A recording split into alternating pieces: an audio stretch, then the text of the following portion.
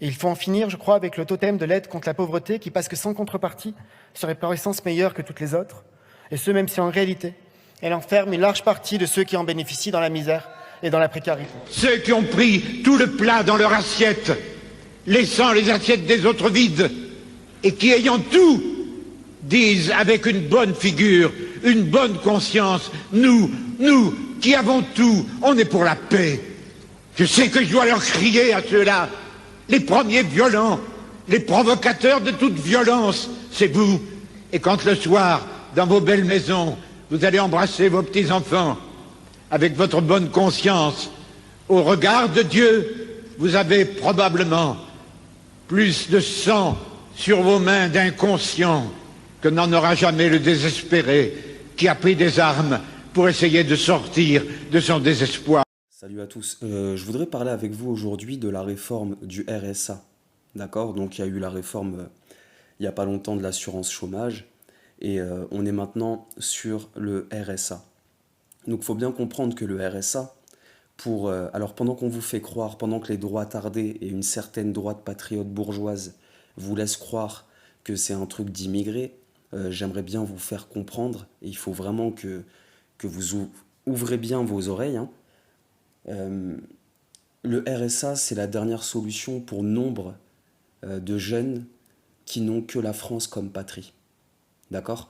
Qui ont compris quelque chose qui est assez simple, c'est que malgré une vie de travail acharnée, sans voir sa famille, en sacrifiant, la scolarité des enfants, en sacrifiant sa vie familiale, plein de choses, tu vois. Il y a énormément de jeunes Français qui ont compris qu'en faisant cela, malgré tout, ils n'arriveraient pas à joindre les deux bouts, à devenir propriétaires ou à accéder à des rêves en fait basiques. C'est des gens à qui on a dit dès le plus jeune âge qu'il suffisait de travailler de façon acharnée, même s'il le fallait, pour espérer accéder à des rêves. Donc là, je parle bien de projets basiques, accéder à la propriété, avoir une piscine, enfin j'en sais rien, tu vois, tout ce qu'un gamin de 20 ans peut avoir dans la tête. Ok? Faut bien comprendre qu'avec le coût de la vie, avec donc toutes ces choses-là dont ces jeunes ont pris conscience, il ne leur reste qu'une chose, deux solutions. Allez, on va dire trois. On va commencer par la pire, c'est la Française des Jeux. D'accord? Le PMU et tout ce qui s'ensuit. Ensuite, la deuxième solution, c'est d'accepter. Ok? D'accepter finalement de donner 30 ans de sa vie, 40 ans de sa vie, tout en sachant très bien qu'il n'acceptera pas la propriété ou autre. Ok? Et la troisième solution, c'est d'accepter aussi la misère. Et quelque part, quitte à vivre dans une misère permanente, autant être près de sa famille, autant prendre le temps de voir ses proches, de voir ses enfants, etc. etc. Il faut bien comprendre qu'on a énormément de jeunes Français qui se sont fait gifler par le Covid-19, ensuite l'inflation, qui n'ont plus d'espoir, clairement.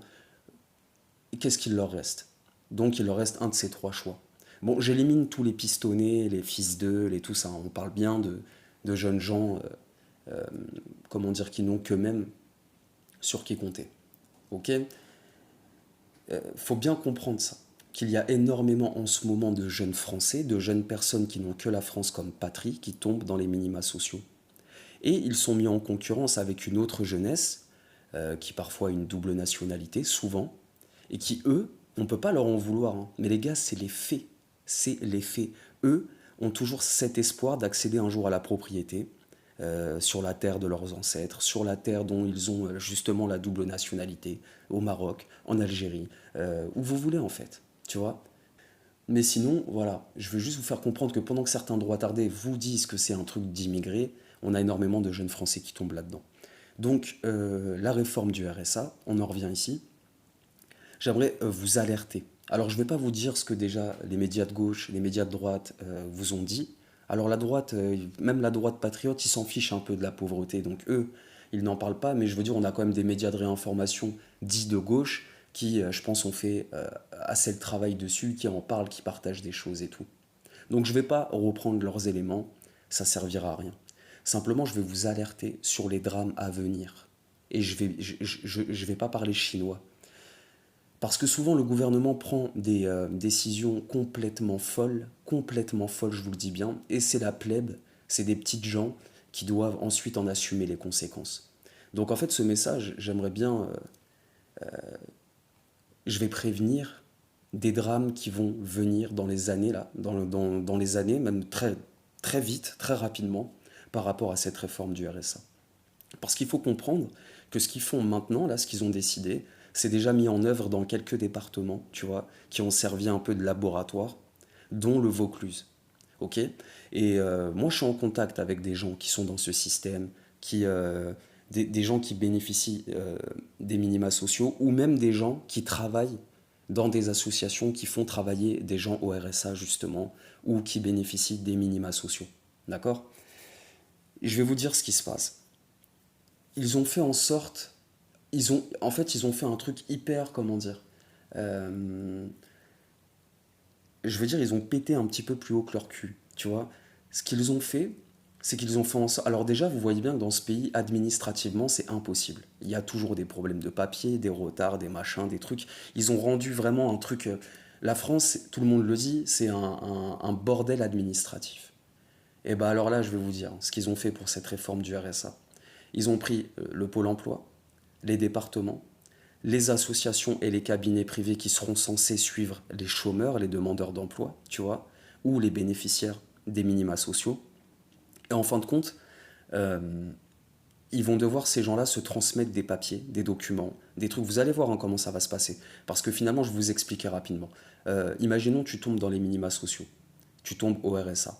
Ce qui va se passer, c'est que tu vas devoir signer ce qu'ils appellent un contrat d'engagement. D'accord? Ça ne sert strictement à rien. Tu vas aller voir quelqu'un, tu vas lui raconter ta vie, il en aura strictement rien à foutre. Et ensuite, il va faire des objectifs un peu te concernant. Tu comprends? Il va t'orienter vers des cabinets privés, souvent des ateliers branlettes, hein, excusez-moi. Et pour ça, ils vont ramasser beaucoup d'argent. Alors il va falloir que toi tu signes ton contrat, que le contrat soit envoyé au département, soit envoyé par l'organisme au département, qu'ensuite il soit... Enfin vous voyez, c'est un bordel administratif. Mais ça, je ne vais pas trop m'étaler dessus. C'est juste qu'ils ont pris... J'essaie de vous faire comprendre que dans les plus hautes administrations françaises, c'est déjà un bordel. Et là, ils ont pris la pauvreté, ils ont pris alors tous les organismes qui sont censés s'occuper des gens au RSA, des gens, vous voyez, déjà, c'est des gens qui sont pas très motivés. Et tout va tenir sur de l'administratif. Et il ne faudra pas qu'il y ait un P de travers.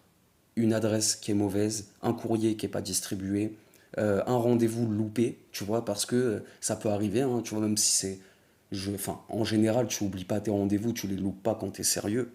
Mais, euh, mais vous allez voir que malgré tout, ça ne mérite pas ce qu'il vous réserve.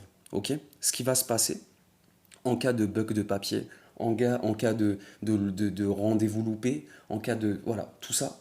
Ce qui va se passer, c'est que vous allez être immédiatement sanctionné. Immédiatement. Ça va être... ils vont vous envoyer un courrier peut-être, si le courrier n'arrive pas, c'est pas grave, et vous allez prendre directement 2 mois de suspension. On va vous enlever à peu près 50% de votre RSA, de vos minima sociaux, etc., etc. Tu vois? Et c'est déjà arrivé. C'est déjà arrivé donc dans le département dont je vous parle. Et j'ai parlé avec des gens, je peux vous dire qu'ils se sont retrouvés face à un mur. C'est même pas explicable en fait. Des gens qui se sont vraiment... Alors il y en a de mauvaise foi peut-être, hein, parce qu'en fait finalement pourquoi ils ont décidé de faire tout ça?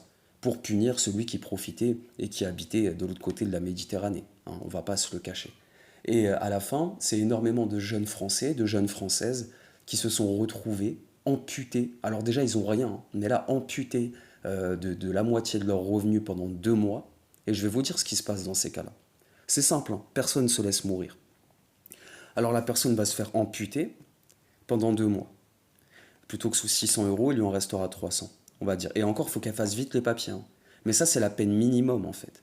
Minimum, tu es sûr que pendant au moins 2 mois, tu auras tes revenus qui seront tes revenus. On ne peut pas appeler ça un revenu, ton allocation qui sera diminuée. Tu comprends? Largement diminuée. Ça, c'est obligatoire. Si tu fais rapidement les papiers, tu récupéreras ça au bout de 2 mois. Et encore, Il faut compter un délai de recalcul parce que tu vas avoir tes 2 mois de sanction. Il va falloir que tu refasses une demande et là, ils vont devoir recalculer. Et ça prend des fois 3 semaines, 4 semaines. Donc déjà, tu peux compter à peu près 2 mois et demi, 3 mois où ça va vraiment être une misère. C'est simple, les gars. Pendant ces 2 mois et demi, 3 mois, tu payes pas ton loyer, tu payes pas tes factures.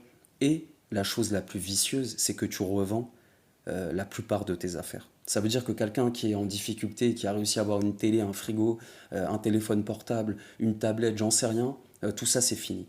Hein. Et il y a énormément de petits magasins d'occasion qui se font un plaisir de vivre sur la misère des gens en rachetant leurs produits, leurs machins pour que dalle. Ok? Ça c'est réel les mecs, ce dont je vous parle. Donc déjà d'une, tu leur mets un retard dans leur vie qui, alors tu les sanctionnes 2 mois. Faut bien comprendre que le retard qu'ils vont prendre durant ces 2 mois, ils vont mettre peut-être 7, 8 mois à le rattraper. C'est réel. Ok? Donc, il y en a beaucoup qui vont accepter, qui vont donc vivre une misère incroyable sans forcément péter les plombs. Tu vois?